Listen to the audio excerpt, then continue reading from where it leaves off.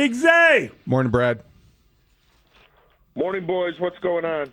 Well, you're all over it. You've got the big story, the Bears taking on the Pittsburgh Steelers. We know of the weird success the Bears have had against the Steelers, and also the stranger success that Aaron Rodgers has had against the Bears. And it looks like he's going to try to play with the with this, just a minor break in the left wrist. It's nothing. It won't impact him at all.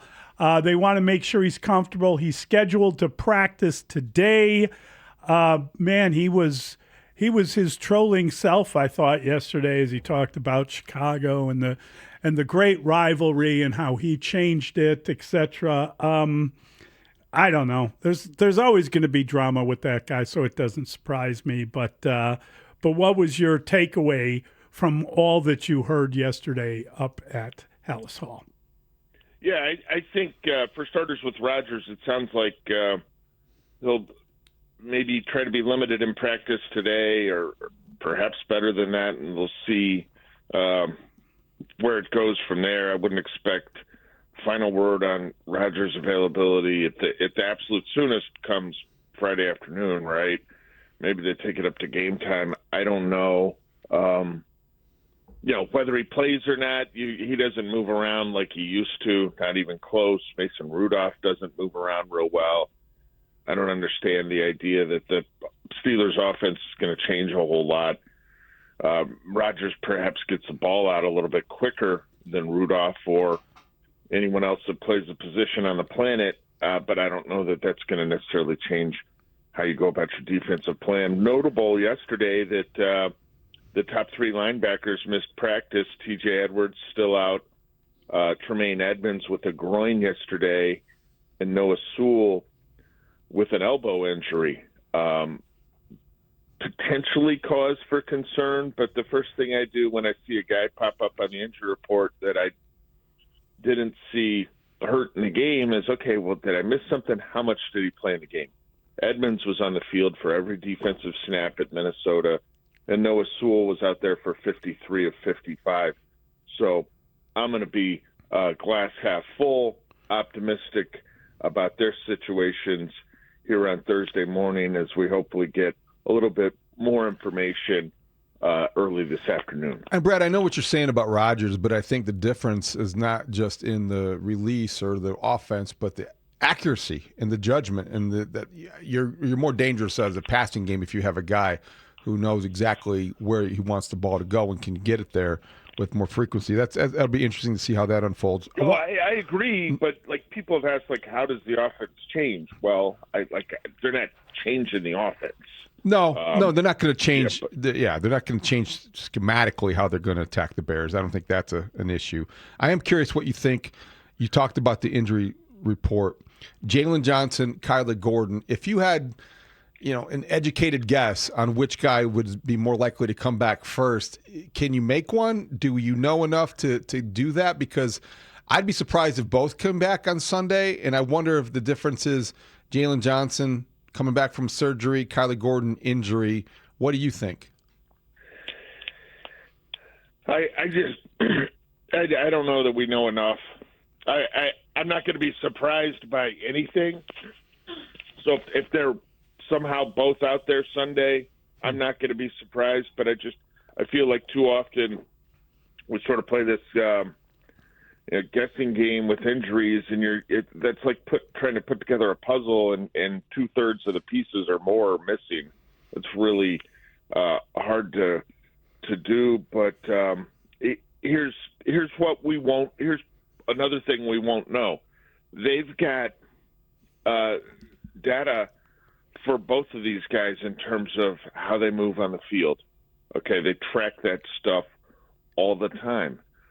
How they move running forward, how they're moving going laterally, how they move going in reverse. And they've got that data, just tons of it, right? They've got data from the weight room.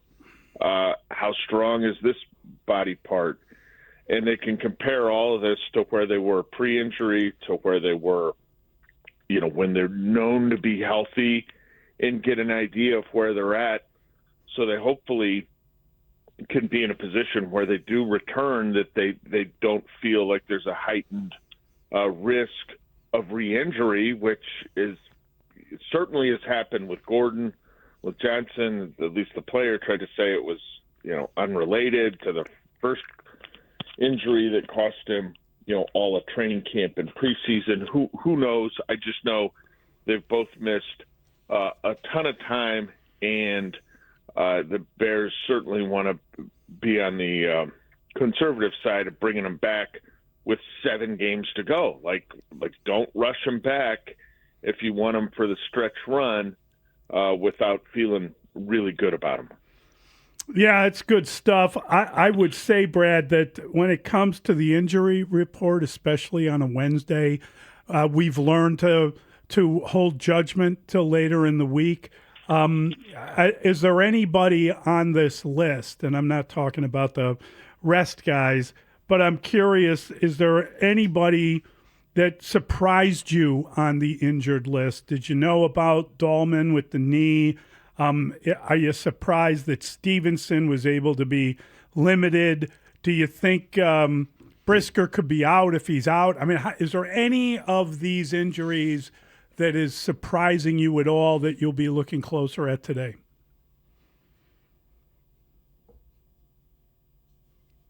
We lose Brad. No, I think the question was just that damn good. You froze him in his I tracks. think it would freeze anyone. You froze him in his tracks. He's going to check his What about notes. you? What do you think of that? Well, I think the Tyreek Stevenson, the regularity with which he appears on the injury report is a bit of a concern. Yeah. The one that I honestly shrug a little bit, and again, don't have all the information. Jaquan Brisker is a regular appearer. Right. Or and he was report. out with that shoulder, so it makes sense. Well, does it? He seems to be on there a lot, Mully. Brad? Yeah, with Brisker, we'll see. I would think he's aiming to be in a position to be ready for the game. Here's my question, and it's not necessarily related to Brisker's health, but when Kyler Gordon is back, whether that's Sunday or Black Friday or the Packers game that follows the Black Friday adventure in Philadelphia, whenever that game is for Gordon, and Gordon's up to full speed as the nickel, because that's what he's going to be. He's the highest paid nickel corner in the league. Kyler Gordon C.J. Gardner-Johnson has been a nice addition. He's not playing to the level that he's going to Wally Pipp a guy they just paid. You sure? Are you sure? Yeah. I mean, I know what they're paying him, but how do you ignore the last 3 games on tape? I'm not ignoring them if you'll let me finish. Do they consider a dime roll for Gardner-Johnson, which they've been in about 9% of the time, so that's not that much, and then look to expand opportunities for him by perhaps using him in place of Brisker at times? I'm not talking about a full-time switch or anything like that, but do they have certain situations where they like Gardner-Johnson, where they want to get him on the field some? You're not going to take Byard off the field. He's been outstanding for him this season. But I sort of wonder, like, if you're thinking of ways to get that guy on the field when Gordon's back as the nickel, is that one of them? Cutting into the playing time a little bit of Jaquan Brisker. Or TJ Edwards, because he's not back yet either. You could conceivably. Well, nickel. Yeah, it's more of a dime approach. You have one linebacker, and you've got Gordon and CJ Johnson on the field. But Brad, and this is just me spitballing. I think that Chauncey Gardner-Johnson has been good enough at nickel to leave him there. And I know what they're paying Kyler Gordon, but because of that, couldn't they move him into a regular cornerback spot? I think he can play that better. I'll just finish the thought quickly. I think he can play that better than Chauncey Gardner-Johnson can play safety. In other words, I think he would be a better a fit at it wouldn't be ideal. He's more versatile. Yes, he's a better player in terms of being able to play a corner than maybe two of the corners you got playing right now. They could roll with Gordon out there. He's missed so much time. Right. He hasn't practiced it that much. I don't know. There's going to be options, though. They're going to find ways to use C.J. Gardner-Johnson, who it was out there every snap this past week. It'll be, when they run into more sophisticated passing offenses, okay, when they're not going against J.J. McCarthy and a rookie in Jackson Dart, are there opponents that can take advantage of Gardner-Johnson in pass coverage right. A little bit, because he's very pesky around the line of scrimmage. Your concern is if you've got him in coverage too much, and the Bears have been playing some teams that aren't real good throwing the ball right now. It's a great point. It's a really good point. I want to let you finish that point before I ask you another question. So offensively, Brad, moving to the other side of the ball, the Steelers are great at rushing the passer. They have, I think, only two other teams have sacked the quarterback more often than they have. If you're the Bears and you're looking at, wanting to establish the run, does that change your approach? Are you getting more run heavy? How are you going to help Theo Benedict? And what is the plan to combat T.J. Watt, who could pass his brother's all-time sack mark in this game with him in the booth? Well, maybe that's why he's got like his fifth or sixth Steelers game this season. JJ, I guess they keep sending that crew to cover the Steelers. It's a home broadcast. Yeah, it's a little bit of everything. You're going to obviously try to run the ball, and the Steelers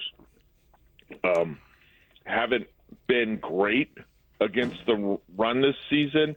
I think when you look at the numbers overall in terms of what that looks like, it's not the kind of Steeler run defense that you think of. Now, I think it's been a little bit better of late, but they played the Bengals last week, right? I'll tell you what, they did do a nice job against the Indianapolis Colts and Jonathan Taylor.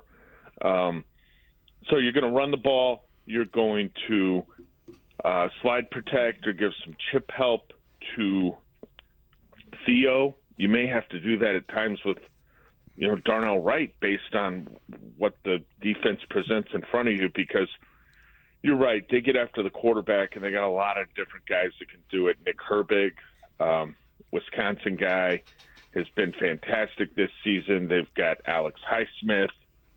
They can come from all directions, and you need to be mindful of that. So you run the ball. You're smart. You try to get in manageable down and distance situations, and I think you can take a little bit of that pass rush away from the Steelers, because when the Steelers get after the quarterback, that's when they start getting some of the takeaways, and they've been really good at that this year in terms of takeaways. Now, their ratio or margin isn't fantastic because on the flip side, they've had some giveaways themselves. But you look at their big wins this season, New England and Indianapolis, and I believe they were +9 in those two games. I think they had a +5 and a +4 with takeaways, and so it's easy to see why they were successful. So it's a 6-4 Pittsburgh team that, like the Bears, you could say some of the success has been predicated on the ability to get the takeaways. This segment with Brad Biggs is sponsored by Estwing Professional Tools, made in the USA for over 100 years, estwing.com. And Brad, I'm curious, what's your take on their running game?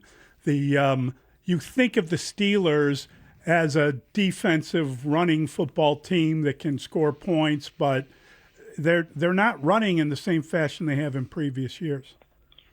No, they don't. They just haven't been great running the football, especially they were okay last week against Cincinnati. I think they averaged 4 yards a pop. They got blown out by the Chargers the week before. In that win over the Colts that I talked about, they barely ran the ball. That hasn't. Now, Jaylen Warren, I think, is an effective running back, though, and he's averaging about 4.4 yards a carry. So what ails that group overall? I'd imagine the line play's probably been a little bit inconsistent. And that'll be interesting because, as we know, the Bears haven't been great against the run this season. They've had some games where they've been better than others. And if they're in a situation where they're playing, nickel predominantly, that can make it a little bit more challenging to defend the run. So we'll see. Brad, do you plan on asking Richard Hightower, the special teams coordinator, about the Vikings special teams coordinator, Matt Daniels, basically making Devin Duvernay's 56-yard return sound pretty pedestrian, like anybody could do it, which I thought was a show of disrespect to what the Bears accomplished?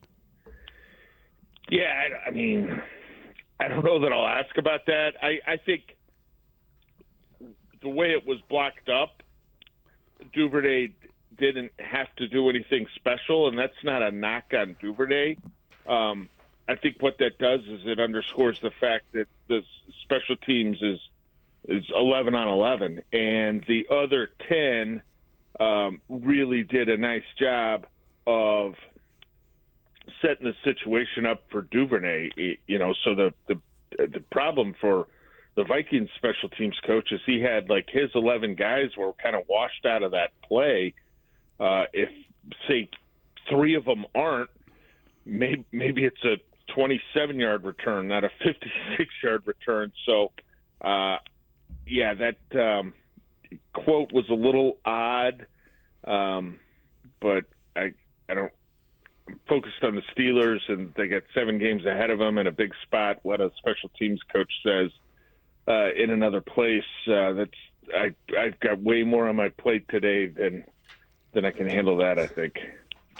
Great stuff, Brad. Yeah, Brad. thank you, Big Z. Great stuff. Good luck all the attacking way that around. plate. Yep. Have a great day, guys.